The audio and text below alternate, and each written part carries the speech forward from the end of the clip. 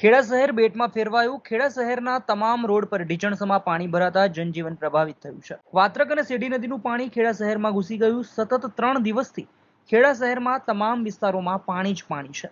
વરસાદ બંધ થયા અને 36 કલાક જેટલો સમય વીત્યા છતાં પણ ખેડા શહેરમાં પાણી ભરાયેલા જોવા મળી રહ્યા છે। લોકોને કરવો પડી રહ્યો છે મુશ્કેલીનો સામનો। ગામમાં લગભગ 500 થી વધુ દુકાનોમાં હજી પણ પાણી ભરાયા છે। ખેડા શહેરના bus station road, Lal Darwaja વિસ્તાર, પોલીસ સ્ટેશન પાસે, મુખ્ય બજારમાં વાત્રક અને શેરડી નદીના પાણી ભરાયા છે। 3 દિવસ વીત્યા છતાં પણ ખેડા શહેરના પાણીઓ ઓસર્યા નથી।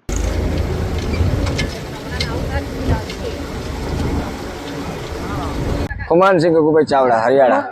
ખુમાનસિંહ, શું કહેશો? ખાસ કરીને આ કેટલા દિવસથી આવી હાલત છે? ક્યાં પાણી ભરાયા છે? અત્યાર સુધીમાં શું પરિસ્થિતિ? 3-4 દિવસથી પાણી બહુ પુષ્કળ આવેલું છે। અમે મદદ કરીએ છીએ ગરીબોની, ટ્રેક્ટરથી કઢાવીએ છીએ બધાને બહાર। બીજું કશું કોશિશ, જેને ગરીબ કોઈ હેરાન ન થયો હોય જમવાનું વાલીએ, કોઈ બી કામ હોય તો ગમે તેનું ગરીબનો માણસનું કરીએ। કયા કયા વિસ્તારમાં પાણી ભરાય ખેડામાં? સોખડા, હરિયાળા, પછી રતનપુર, વાંત્રોલી, પછી માતર, વાસણા।